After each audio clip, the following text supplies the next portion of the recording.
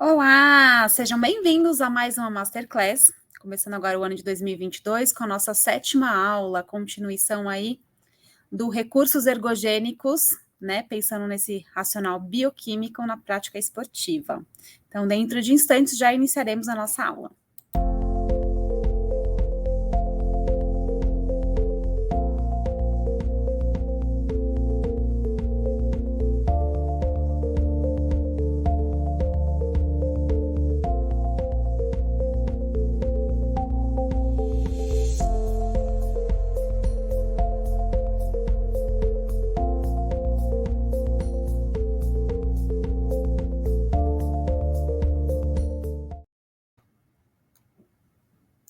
Então, oi pessoal, para quem chegou agora, então sejam bem-vindos a mais uma Masterclass.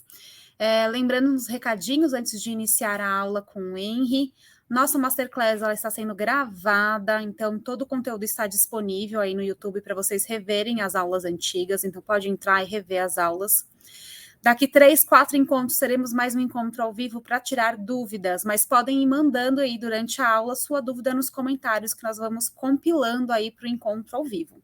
Agora nós vamos começar a nossa aula agora com o Henry. Bom, vamos continuar com o nosso curso Masterclass, né? Estamos falando de esporte.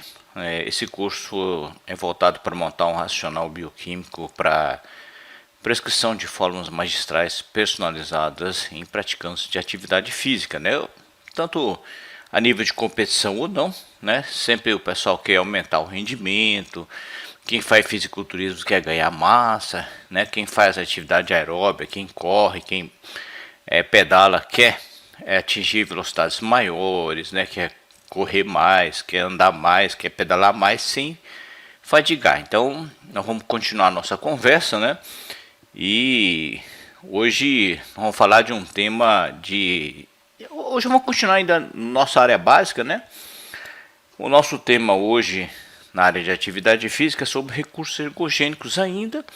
Só que nós vamos falar das bases fisiológicas e bases fisiológicas farmacológicas para atividade física. Para recurso ergogênico, falamos da parte aeróbica, né?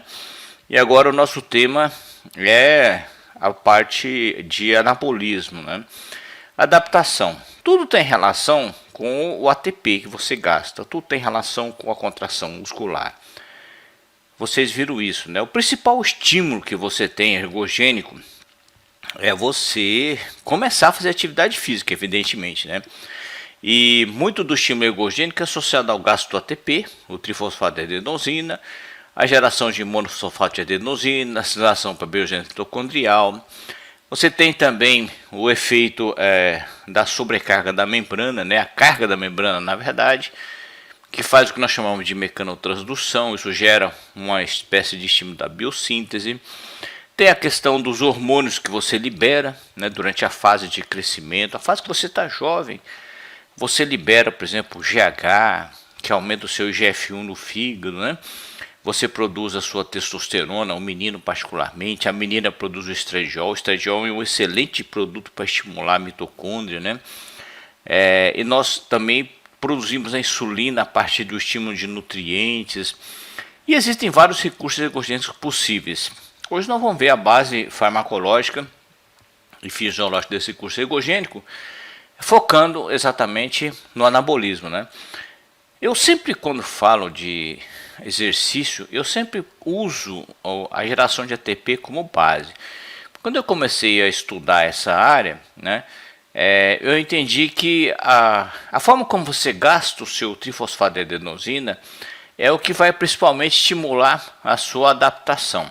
Então, se você, por exemplo, oxida a sua gordura, né, você vai evidentemente gerar sinais metabólicos para aumentar o seu caminho de oxidação de gordura. Então você vai aumentar, por exemplo, as enzimas associadas à beta-oxidação, você vai aumentar o transporte de ácidos graxos, você vai aumentar o nível de carnitina transportando esse ácido graxo, você vai rodar melhor o ciclo de Krebs, vai aumentar as enzimas associadas ao ciclo de Krebs. Eles avaliam isso avaliando, por exemplo, o nível de citrato sintetase, né? Você vai acionar a cadeia de transporte de elétrons, você vai melhorar a sua perfusão sanguínea de oxigênio também. E é lógico, você pode oxidar a gordura, você pode oxidar o carboidrato, aí você pega a glicose e oxida a glicose, né? Mas você passa pelo metabolismo anaeróbio primeiro, e aí você tem essa adaptação de captação de substrato. Então você estimula, por exemplo, os receptores ativados por porfiriador de peroxissomo, né? Para captar mais carboidratos, para captar mais ácidos graxos, para você oxidar mais, né? Gerando mais ATP, que na verdade a adaptação é inerente à prática da atividade física. É lógico, você tem um limite fisiológico. Esse limite fisiológico máximo você atinge com a perfeição metabólica. Até onde chegamos aí? A gente realmente não sabe com certeza absoluta, né? Você pode fazer o fosfagênio, que é só você usar o ATP que está pronto, né? E a creatina fosfato é quando você gasta a sua energia por alguns segundos, né? Então esse turnover de ATP de energia é muito rápido. Então é para quando você, por exemplo, levanta um peso muito elevado e não tem a repetição. Ou quando você corre numa velocidade muito elevada, tipo 100 metros rasos, né?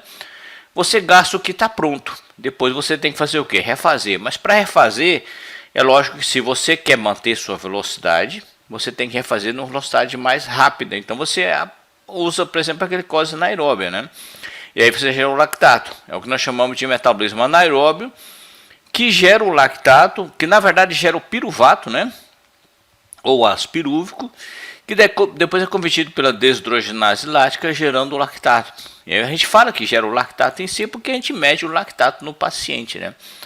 Alguns exames metabolômicos estão avaliando tanto o lactato quanto o piruvato. Isso é um dado muito importante, até muito significativo, porque dá alguns dados adicionais. Mas o fato é que você se adapta exatamente por esse motivo, né?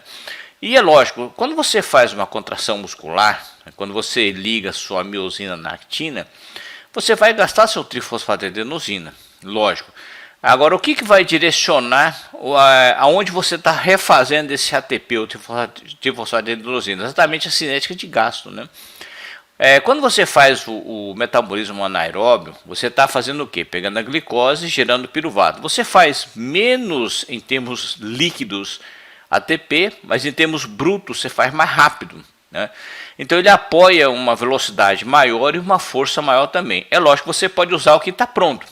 Quando você usa o que está pronto, esse estoque seu demora alguns segundos, depende da sua capacidade de gerar o ATP, né? É lógico que você também pode se adaptar para consumir essa glicose no metabolismo oxidativo, aí você vai converter para acetilcoenzima A, aí você vai rodar o ciclo de Krebs, você vai acionar a cadeia de transporte elétrico, ou você pode pegar seu ácido graxo e transportar ele para dentro da mitocôndria, fazer a beta-oxidação. O fato é que você adapta para isso. Quando você faz a contração muscular, você pode notar que as fibras são ancoradas no citoesqueleto, né? Quando você faz uma sobrecarga, você gera sinalização. Essa sinalização vai gerar uma espécie de indução do anabolismo. É lógico que essa sobrecarga tem que ter um limite. Nós chamamos isso de limite por quê?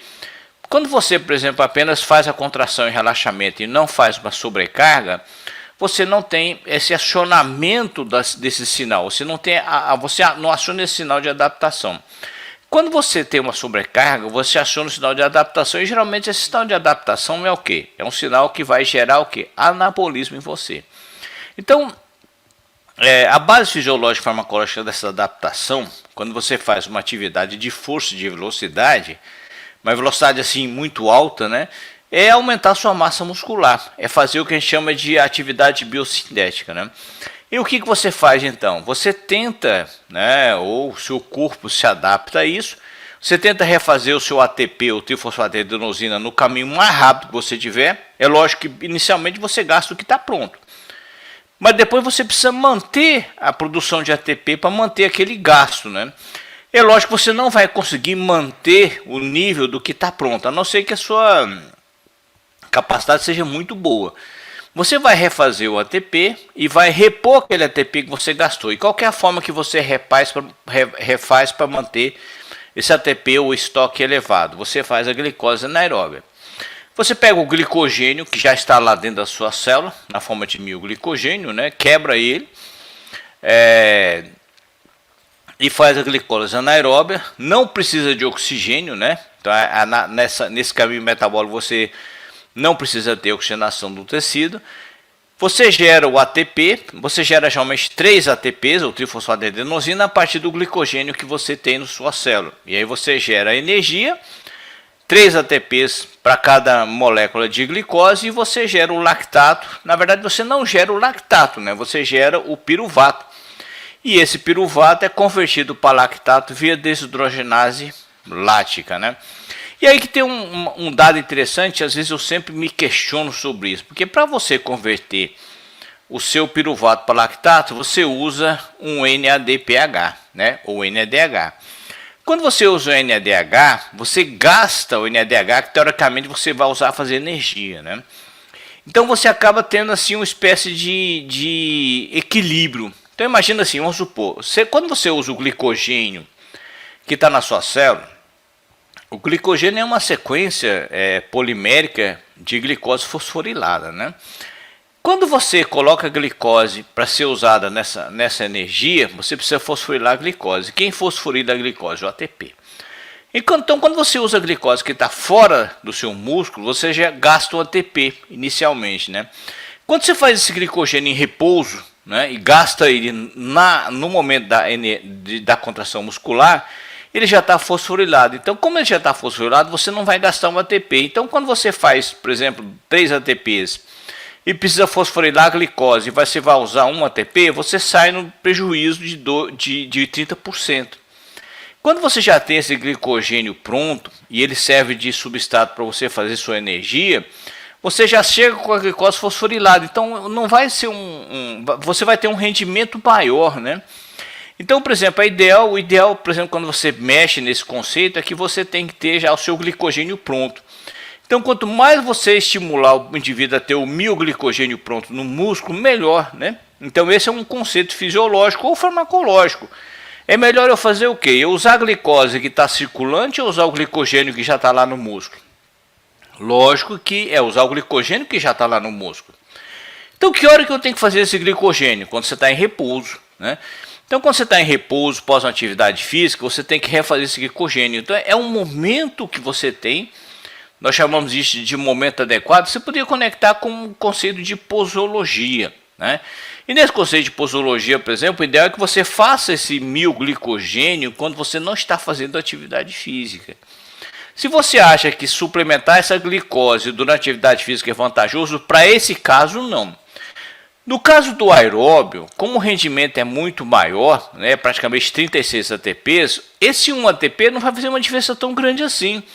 Mas no metabolismo anaeróbio, esse 1 ATP é 30%. Então, é ideal que você comece pensando assim, poxa, então meu atleta, né, que faz atividade física anaeróbia, é melhor que ele use preferencialmente o glicogênio que já está na célula dele.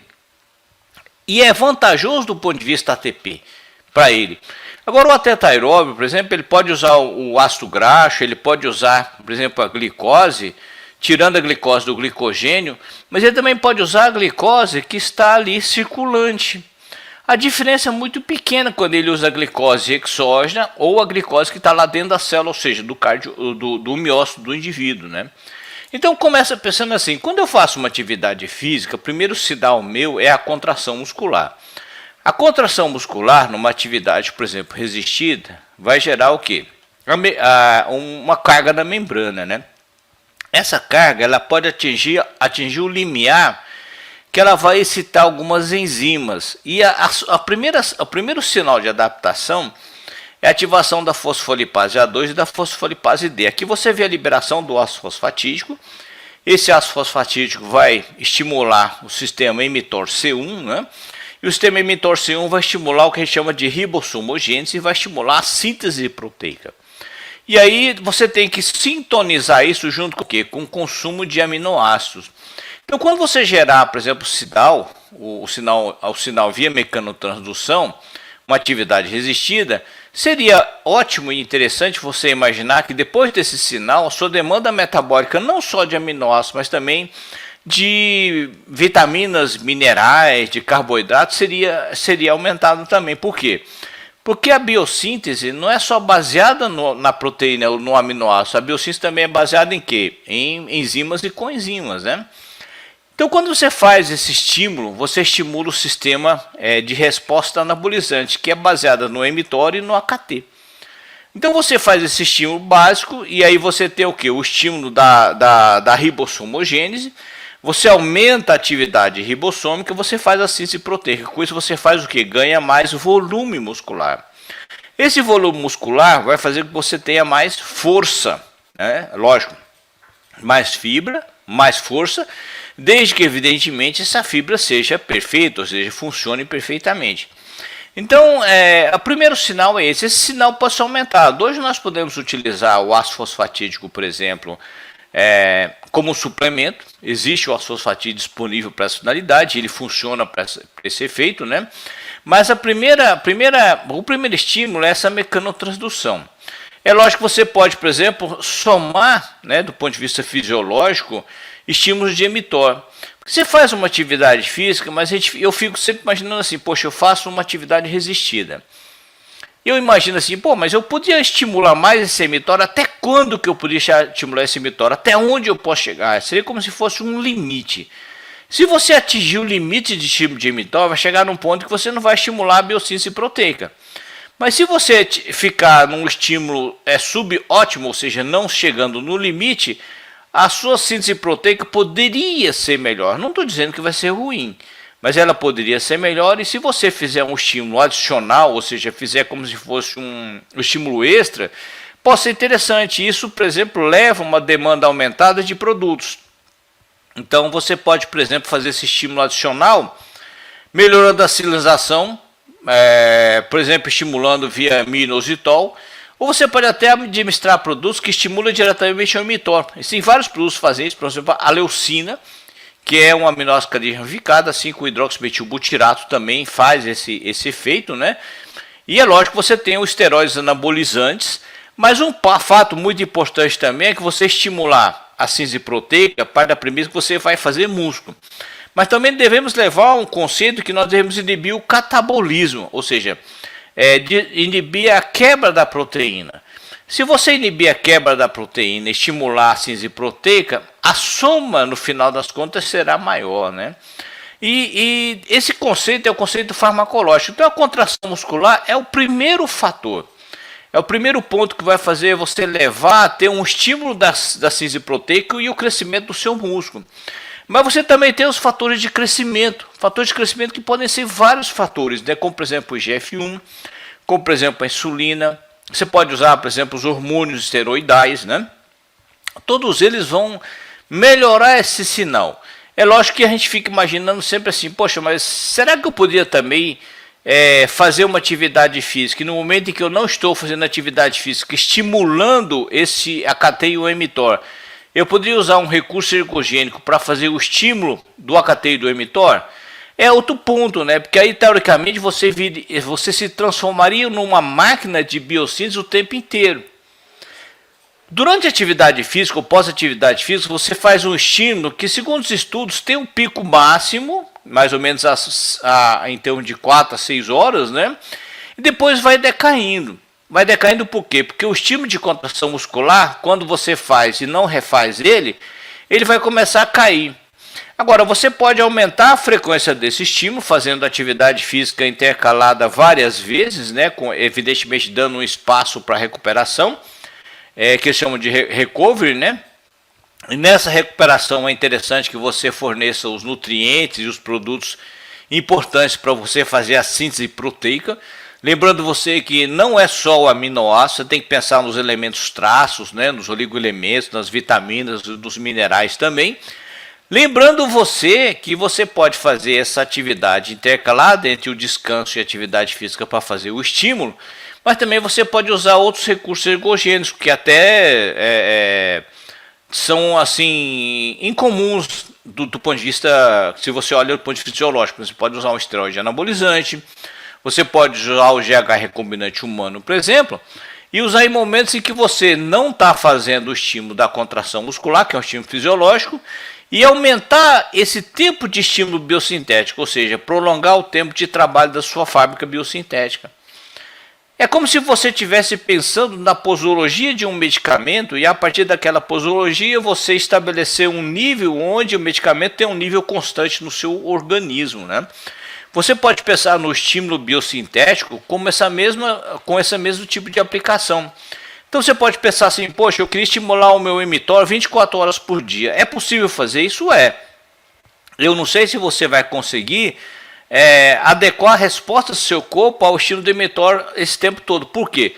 Porque aí você terá que fornecer o substrato para fazer a síntese proteica o tempo inteiro também. E é lógico, você precisa dormir. Então o que eu imagino que você pode fazer? Você pode fazer o estímulo da contração muscular. Vou imaginar que você faça isso, por exemplo, pela manhã. Soma que pela manhã você já tem o estímulo da testosterona que aumenta a liberação. E depois do período no restante do dia, você apoia esse anabolismo usando uma dieta equilibrada por um nutricionista, né? Ou mesmo usando suplementos alimentares, como por exemplo a proteína do soro do leite associada a vitaminas e minerais, lembrando que é muito provável que você vai precisar de mais vitaminas e minerais do que uma pessoa, entre aspas, normal, ou seja, não praticando a atividade física que você pratica, né? E você também pode usar um recurso ergogênico para fazer esse estímulo. Qual que é o erro que eu vejo? Eu vejo muitas vezes o pessoal tentando usar um recurso ergogênico que estimula, por exemplo, o mTOR, o AKT e o PI3K, junto com a atividade física. Na minha opinião, ele faz uma espécie de sobreposição de efeito. Se você fizer o estímulo da atividade física, fazendo a contração muscular com a sobrecarga, que vai gerar uma sinalização por anabolismo, via, por exemplo, o ácido fosfatídico, o ácido fosfatídico, evidentemente, não deveria ser usado nesse momento, né?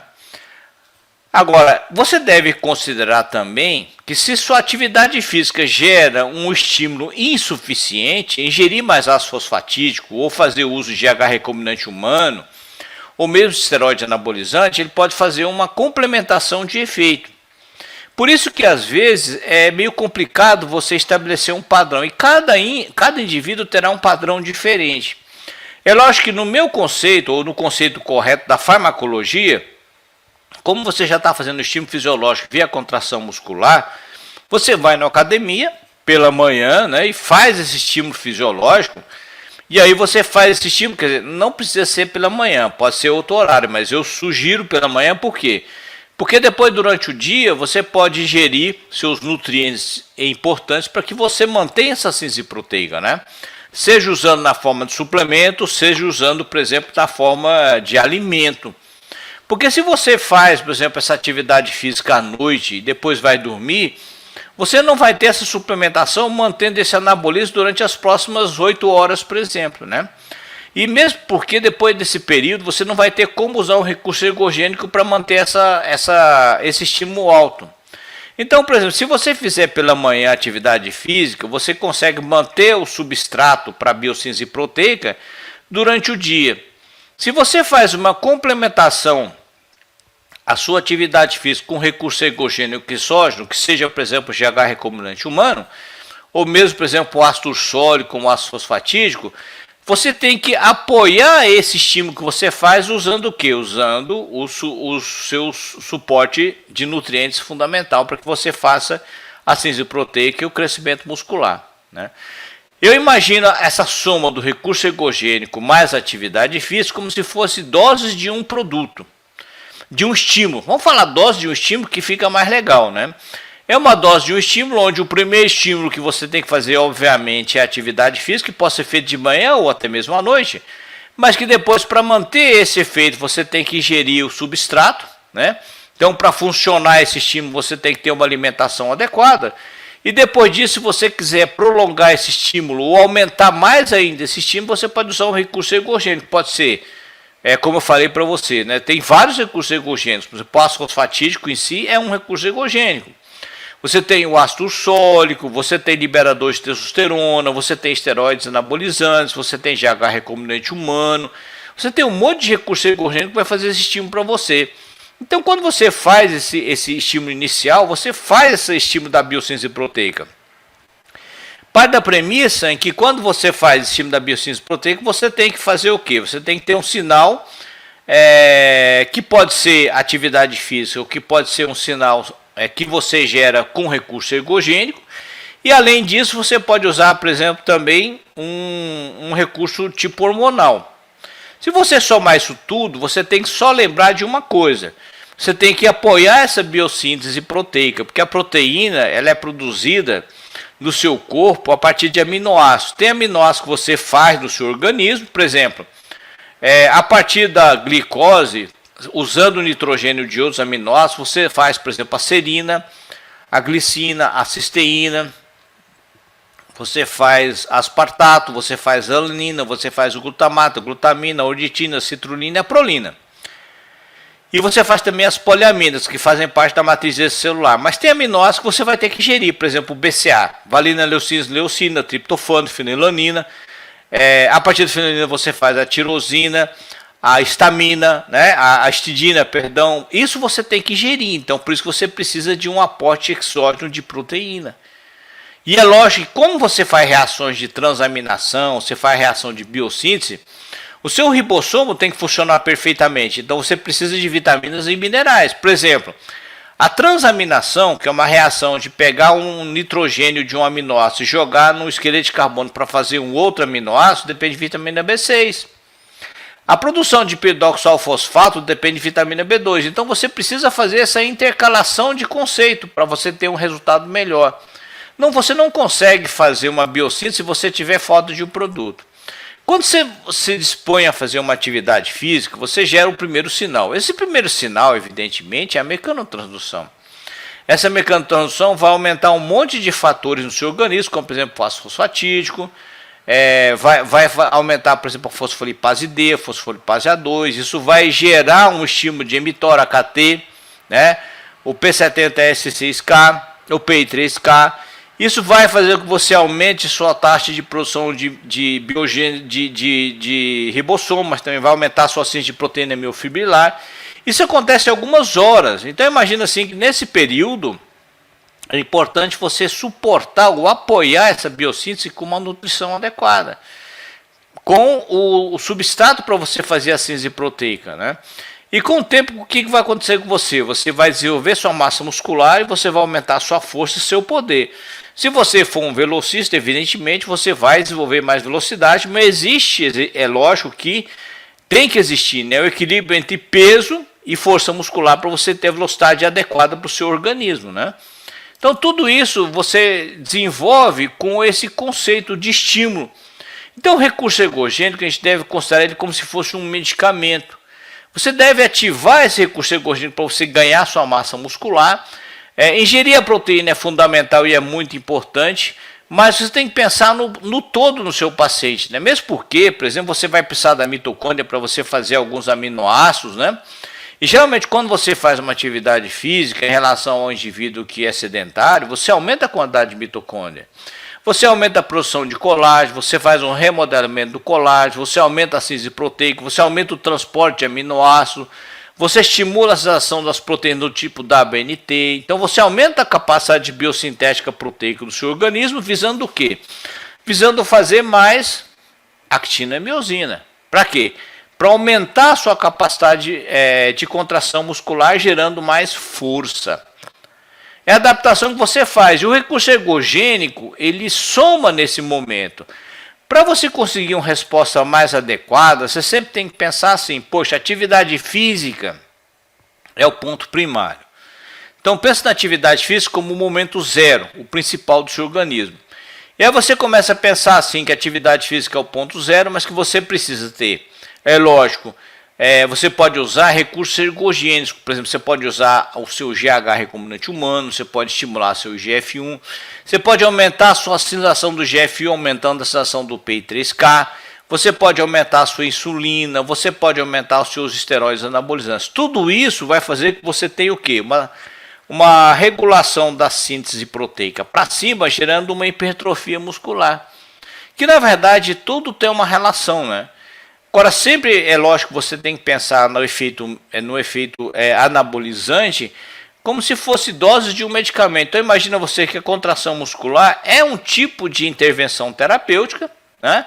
A testosterona ou esteroide anabolizante é outro tipo de intervenção, O GH recombinante humano é outro tipo de intervenção e qualquer uso, por exemplo, como ácido fosfatídico, por exemplo, o ácido ursólico, qualquer uso desses produtos deve levar em consideração que você tem que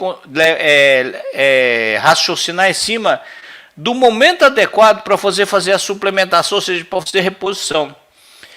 E aí você tem que fazer a soma desse conceito, né? Você tem que somar, por exemplo, quando você está fazendo a síntese proteica, que seja estimulada pela atividade física, que seja estimulada pelo esteroide anabolizante, que seja estimulada pelo GH e GF1, né? Ou mesmo o ácido fosfatídico, você tem que sempre pensar que existe uma necessidade, uma demanda aumentada de substrato para você fazer a síntese proteica. E que é importante você inibir a quebra da proteína. Como é que você faz a inibição da quebra da proteína? Geralmente você faz um turnover normal de proteína e você aumenta a quebra de proteína quando falta, por exemplo, substrato para você fazer o seu ATP. A proteína geralmente é usada para você fazer a gliconeogênese. Geralmente o que acontece? A insulina, assim como o carboidrato, diminui essa quebra proteica. Por isso que o pessoal fala que ele é como se fosse um anticatabólico. Então você tem que somar uma diminuição da quebra proteica, um aumento da síntese proteica para você obter o resultado que você quer. E quando você soma tudo, você estimula o seu anabolismo, você tem que pensar sempre no aporte de nutrientes também. Porque você vai aumentar o transporte de nutrientes para a sua célula.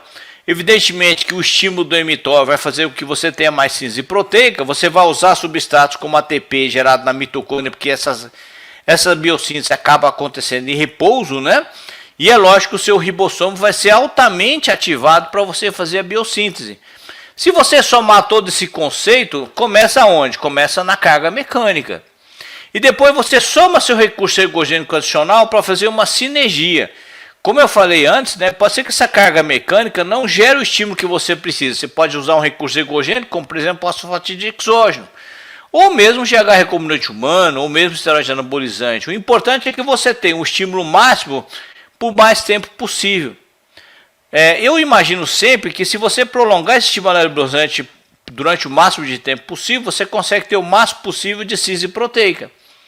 Mas você pode também inibir a quebra proteica, ou seja, se você inibir a quebra e estimular a síntese, lógico que o ganho líquido proteico será maior. Com esse processo, aumentando a síntese e diminuindo a quebra proteica, evidentemente que você vai ter um equilíbrio positivo na proteína. E o que é o limitante na proteína, né? Para você fazer a sua proteína, principalmente os aminoácidos essenciais. Lembrando que os não essenciais você fabrica usando os essenciais no seu corpo, mas você precisa de algumas vitaminas e minerais para tanto, né? E é lógico que se você utilizar seus nutrientes de forma adequada para você apoiar essa biossíntese proteica, o seu resultado será melhor. E quando você tem esse aporte aumentado de aminoácidos, consumir a proteína é fundamental. Imagina você que você está estimulando o seu ribossomo a fazer uma proteína, mas falta um aminoácido essencial, ou seja, um aminoácido que você não fabrica e que não tem naquele momento, você simplesmente não fará aquela proteína. Se for uma actina ou se for uma miosina, seu músculo não crescerá. Você terá déficit de crescimento. Lógico, você fala assim, mas isso vai ser muito prejudicial. Você não vai ter o crescimento perfeito. Esse é o problema principal, né? Porque você faz todo aquele esforço e faz todo o empreendimento investindo nessa área. O ideal é que você tenha 100% de estímulo de mTOR, né? E o ideal é que esses 100% de estímulo de mTOR respondem 100% de atividade ribossômica. E que essa atividade ribossômica 100% faça 100% de proteínas funcionais em você. Seria o quadro perfeito para o anabolismo, né? Então tem que somar todo esse conceito, uma atividade física, recurso ergogênico, lembrando que você tem que ter uma dieta adequada para fornecer o substrato, lembrando que é ideal que a sua energia já esteja ali dentro, ou mais perto possível da sua miofibrina, aqui no caso específico o glicogênio, né? Com isso você consegue desenvolver mais força muscular, você consegue fazer mais sobrecarga de membrana, você consegue ter mais hipertrofia, lógico, aí você consegue ter um resultado melhor. Somando todas essas interações, é importante você ter uma qualidade de nutrientes adequada. E com uma síntese proteica adequada, estimulada, e uma quebra proteica adequada, inibida, você consegue fazer você consegue ter um ganho maior de massa. Usando, por exemplo, a própria atividade física como recurso primário, né? Mas também você pode usar recursos ergogênicos adicionais para que você atinja o máximo de resposta de estímulo de síntese proteica. E é lógico, se você atingir o máximo de resposta síntese proteica no ponto de vista sinal, ele tem que ser traduzido numa biossíntese, e o ribossomo vai fazer essa proteína. Automaticamente você precisa dos seus aminoácidos para que tudo aconteça de forma perfeita. Então, nessa atividade física, do ponto de vista fisiológico e farmacológico, o primeiro sinal, na minha opinião, é a mecanotransdução. Você pode gerar uma mecanotransdução 100%, mas depois você tem que manter o estímulo de mTOR, AKT e PI3K. E aí o recurso ergogênico pode ser fundamental para você manter uma capacidade biosintética por mais tempo, ou manter uma capacidade biosintética mais intensa, se o estímulo biosintético via mecanotransdução não é suficiente. E é lógico que você tem vários recursos ergogênicos, não só os hormonais, os hormônios são principalmente os recursos principais, né? Mas você tem outros recursos que você pode utilizar também. Então você tem várias possibilidades para você usar esses produtos para você ter um aumento do seu ganho de massa muscular e obter o melhor resultado possível. Lembrando vocês, esse curso chega até vocês numa parceria do canal de Henrique Ganado Crescimento e a Via Farma, uma distribuidora de produtos para as farmácias magistrais. Obrigadão para vocês, um beijão, até a próxima. Tchau, tchau.